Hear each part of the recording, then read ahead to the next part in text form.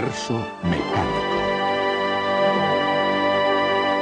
Un cuerpo con movimiento circular uniforme tiene una velocidad y aceleración constantes. El movimiento circular uniforme puede describir la órbita de la Luna. El círculo en movimiento. Yo no sé quién inventó la rueda, pero el círculo fue inventado por los hombres primitivos de todo el mundo. Normalmente tenía un significado místico. Lo asociaban con el horizonte, o con el cielo, o con los dioses. Los mitos con el tiempo fueron convirtiéndose en complicadas tradiciones y lenguaje fantástico, y algunos llegan a ser conocidos como filosofía.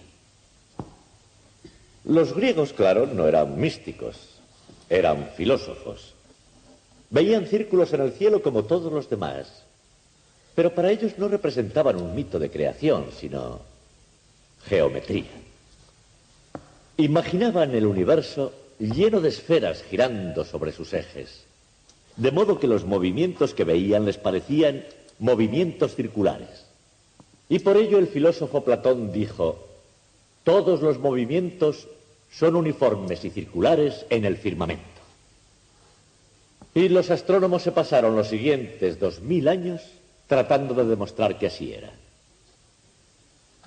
La astronomía era una profesión con una misión que cumplir: predecir dónde podría encontrarse cada cuerpo celeste en un momento determinado de determinada noche. Estas predicciones eran importantes, ya que se usaban para la agricultura, para la navegación y sobre todo en aquellos días para confeccionar los horóscopos. Pero en cualquier caso, cualquiera podía mirar al cielo y ver si tenían razón. No olviden que en la antigüedad se pasaban mucho más tiempo que nosotros mirando al cielo. Así, utilizando estos movimientos, tenían que predecir dónde estaban las cosas y tenían que llevar razón. Y no era fácil.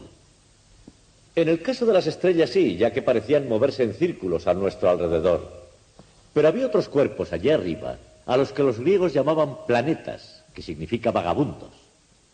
Y para estos la teoría no funcionaba. Por una parte, no se movían por el firmamento con velocidad constante. Y por otra, no se movían en la misma dirección. Partían, iniciaban la vuelta y retrocedían a veces de nuevo. Además, dos de ellos, Mercurio y Venus, parecían estar siempre bastante cerca del Sol. No así los otros. Y finalmente, no siempre refulgían con el mismo brillo, es decir, no estaban siempre a la misma distancia de la Tierra. Sin embargo, Platón había dicho que todos esos movimientos eran debidos a movimientos circulares uniformes, y esto era lo que los astrónomos deberían perfeccionar. Para ello idearon un sistema que funcionó notablemente bien, basado no en círculos alrededor de la Tierra, sino en círculos alrededor de otros círculos, a los que llamaron epiciclos. Para entender esto, debemos hacer un pequeño círculo nuestro y volver al punto de partida.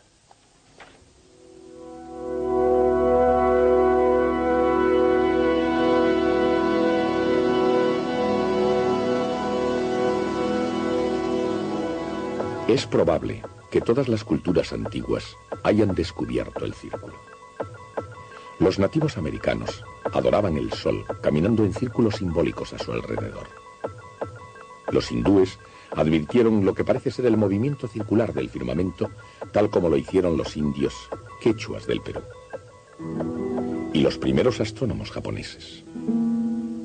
Las formas y formaciones celestes se convirtieron en modelo para las estructuras terrestres.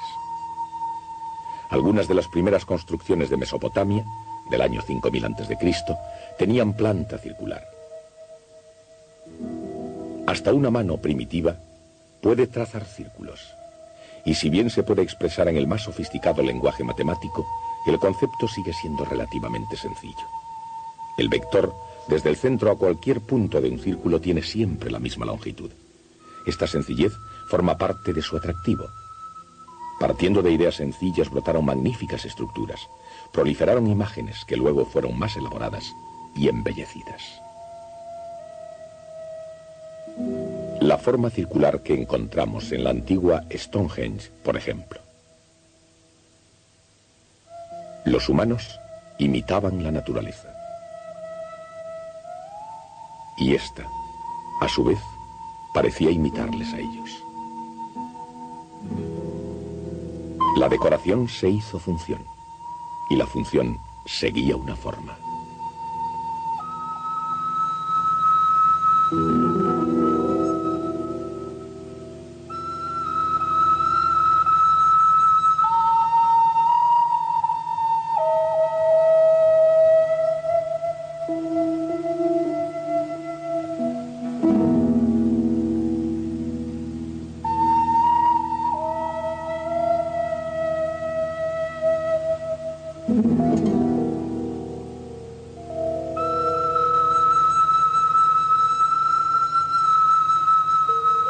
A pesar del toque humano, no todo era perfecto en la naturaleza del círculo. A veces es verdaderamente necesario volver al tablero de dibujo.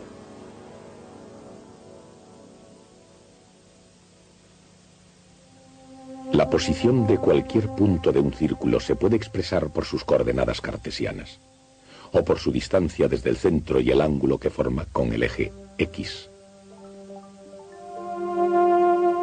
Estas descripciones están relacionadas con la trigonometría.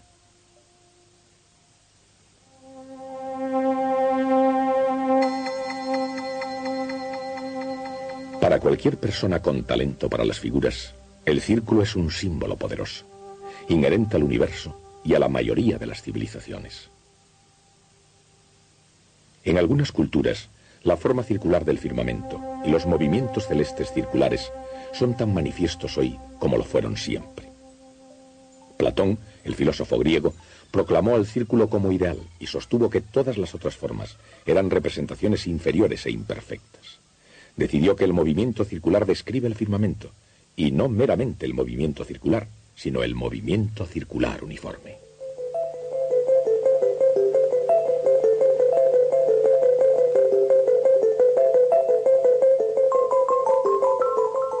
Cada cuerpo celeste sería un punto moviéndose en un círculo a ritmo constante.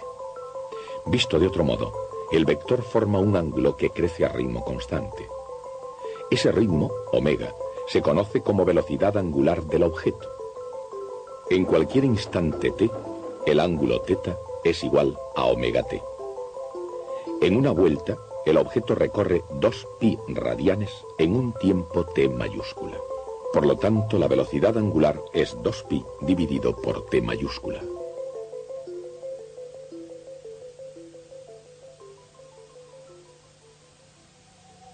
Platón decía a menudo que Dios tenía la costumbre de hacer geometría.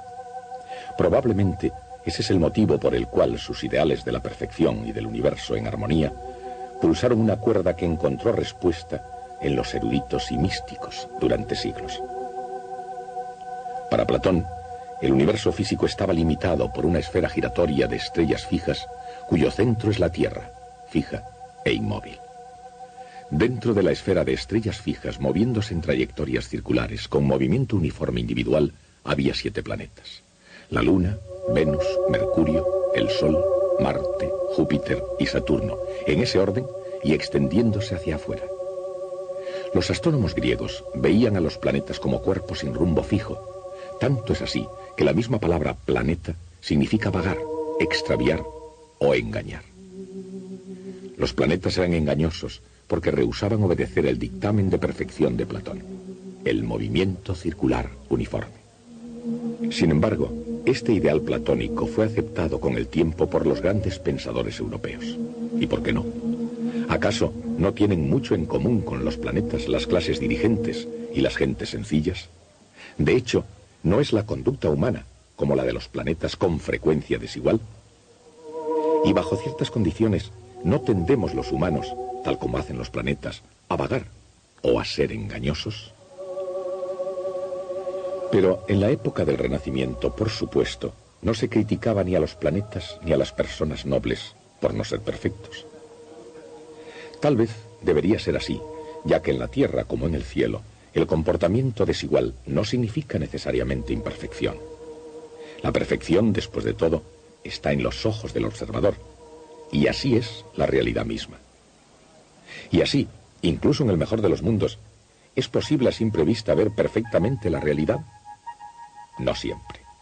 A veces las percepciones pueden ser sombras de la realidad. Algo que parece que sube y baja puede estar, sin embargo, moviéndose en círculos. En el lenguaje de los vectores, la sombra de un movimiento puede ser solo uno de sus componentes.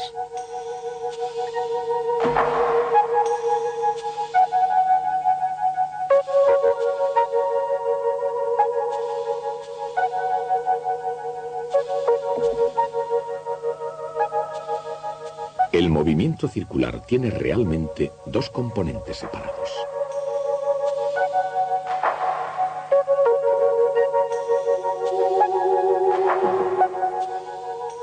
El vector original es la suma de ambos.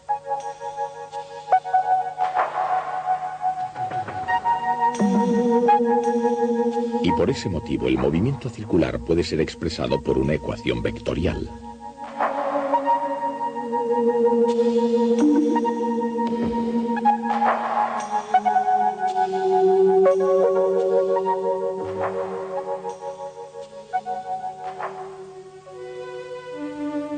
El movimiento de los planetas, visto sobre el fondo de las estrellas, era mucho más complicado, porque los planetas parecían contradecir la idea del movimiento circular uniforme. Los seguidores de Platón crearon modelos teóricos de movimientos planetarios. Todos intentaban salvar las apariencias. En otras palabras, hacer compatible el comportamiento observado con la idea platónica. Uno de los intentos fue hecho por Apolonio de Perga mediante el invento llamado epiciclo.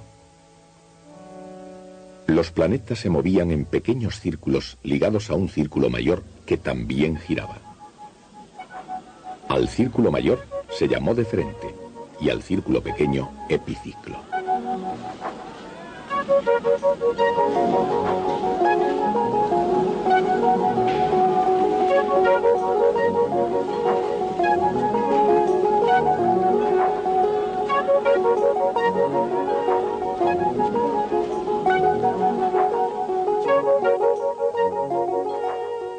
En las manos de un matemático, esta combinación de movimientos circulares puede generar muchas formas.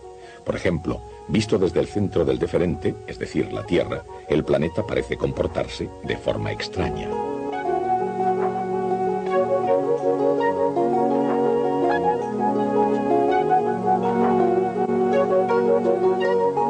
Si el deferente y el epiciclo giran con velocidades iguales, la figura es otro círculo cuyo centro está desplazado de la posición que ocupa la Tierra.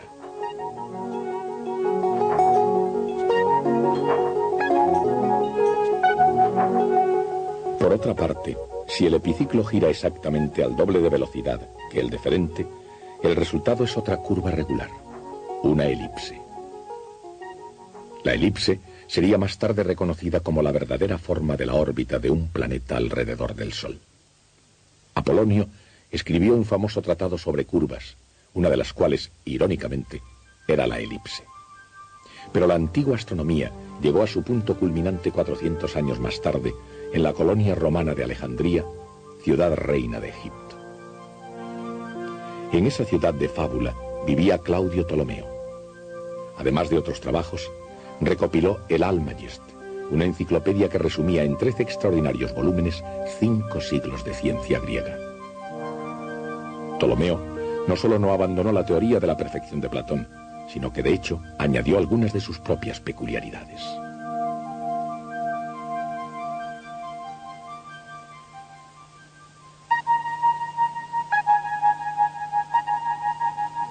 Por ejemplo, los deferentes de los planetas superiores, Marte, Júpiter y Saturno, no giraban con ritmos uniformes alrededor de sus centros, y adoptó una órbita oval para Mercurio. A pesar de lo sorprendentes que eran las variaciones de Ptolomeo, estaban perdidas como simples notas esotéricas a pie de página en todo el montón del Almagest. Y por supuesto, estaban también influidas por ese decisivo principio de los astrónomos griegos, un sistema basado totalmente en el movimiento circular uniforme. Las variaciones introducidas por Ptolomeo en la teoría de la perfección de Platón eran relativamente sutiles, pero tuvieron un efecto profundo en Nicolás Copérnico. Queriendo reorganizar el Almagest, Copérnico situó al Sol en el centro del sistema solar. Utilizando epiciclos con liberalidad, se las arregló para salvar las apariencias.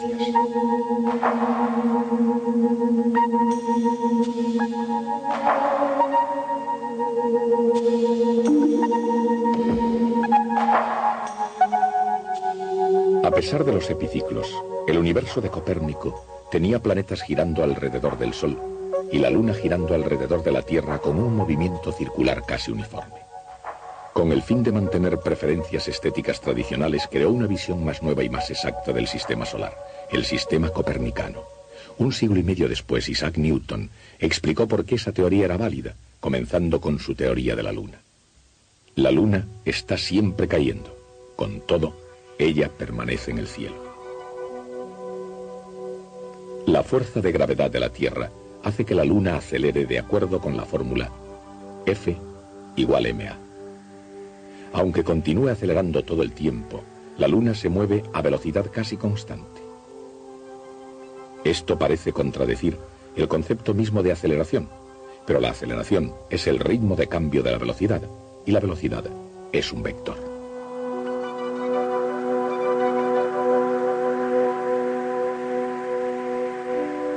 La rapidez es solo su módulo. Un cuerpo puede llevar aceleración incluso cuando el módulo de su velocidad sea constante, siempre y cuando su dirección cambie. Este punto se puede aclarar introduciendo otro concepto, la derivada de un vector.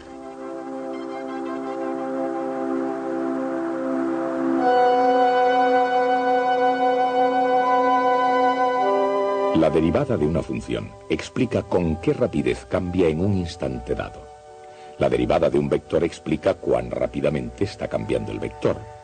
Un vector puede variar por un cambio en su módulo, en su dirección o en ambos.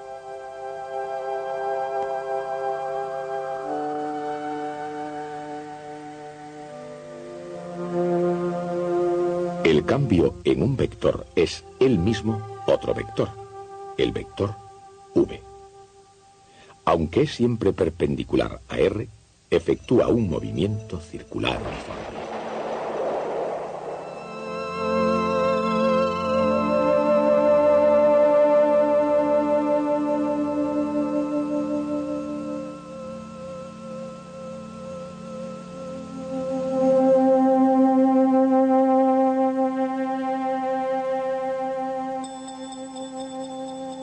Su derivada es la aceleración, que resuelve el rompecabezas de la aceleración constante a una velocidad constante. Cuando un cuerpo describe un movimiento circular uniforme, la aceleración va orientando continuamente al vector velocidad, el cual, a su vez, orienta al radio vector. Todos ellos van al mismo paso, uno con el otro, constantes en módulo, pero cambiando continuamente la dirección. La idea de la derivada de un vector no es tan nueva como pudiera parecer. Recuerden, F igual ma. Es ella misma una ecuación sobre derivadas de vectores. La única diferencia es que anteriormente solo se diferenciaban funciones ordinarias al derivar una componente por vez.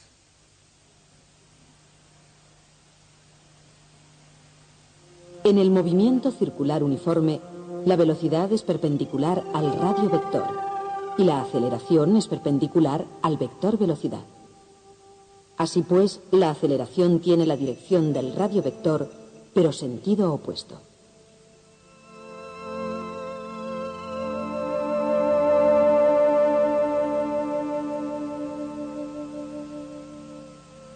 Pero, ¿cuál es el módulo de cada vector?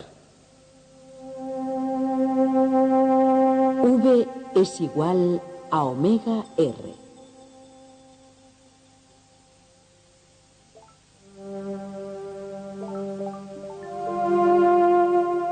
Y A es igual a omega v.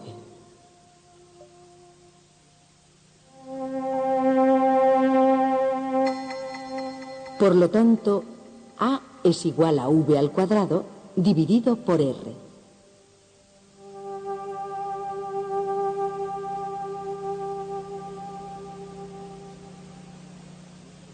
Estas son las relaciones entre radio, velocidad y aceleración, encadenadas en el eterno baile del movimiento circular uniforme. Isaac Newton entendió que cualquier cuerpo que se mueve con movimiento circular uniforme está siendo acelerado permanentemente. Llamó aceleración centrípeta a esta aceleración. De acuerdo con la segunda ley de Newton, se requiere una fuerza para producir esa aceleración continua. En el caso de un cuerpo en órbita, dicha fuerza es la gravedad. El módulo del radio vector determina la fuerza gravitacional y esta fuerza entonces determina la aceleración. Pero el movimiento circular requiere esta relación entre radio, módulo de la velocidad, y aceleración centrípeta. Entonces, si un cuerpo comienza a moverse con la velocidad apropiada, el módulo de su velocidad permanece constante y el resultado es un movimiento circular uniforme.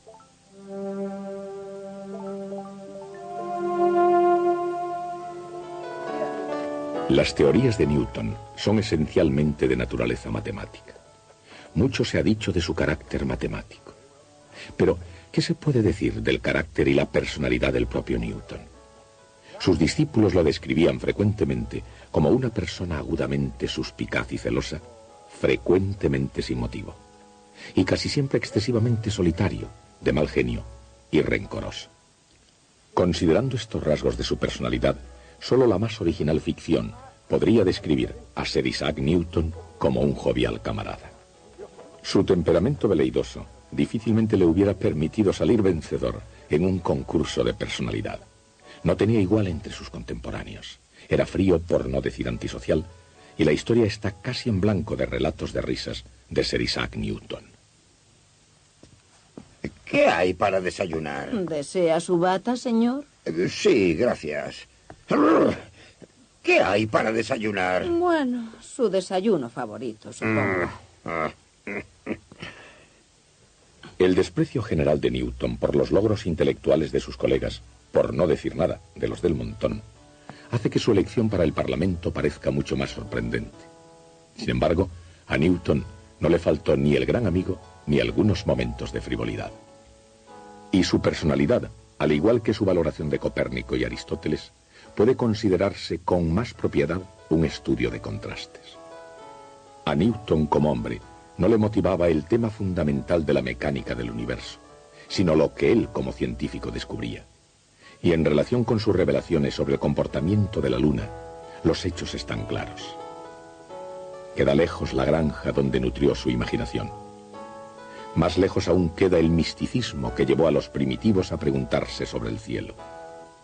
Un largo caminar por la trayectoria circular, desde el pasado hasta el presente y hacia el futuro.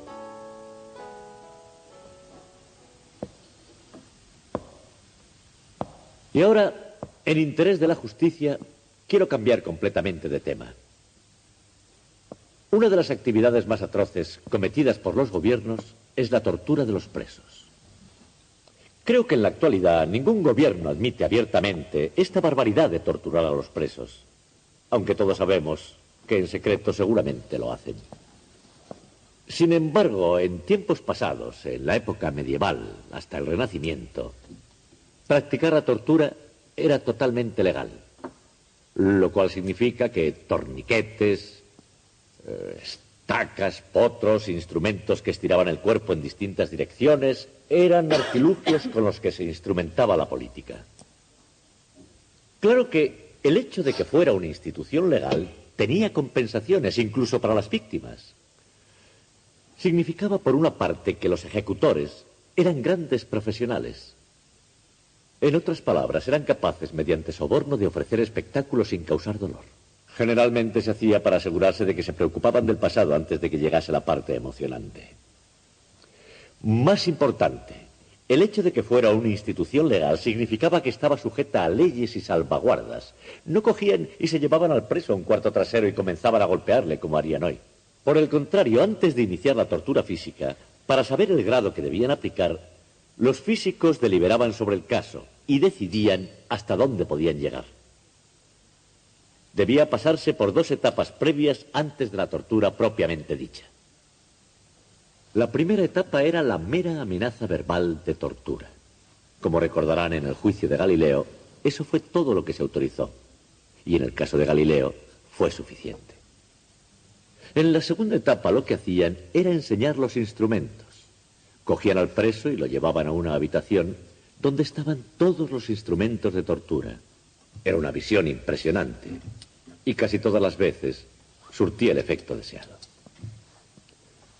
Estarán preguntándose por qué les he empezado a hablar de un tema tan extravagante.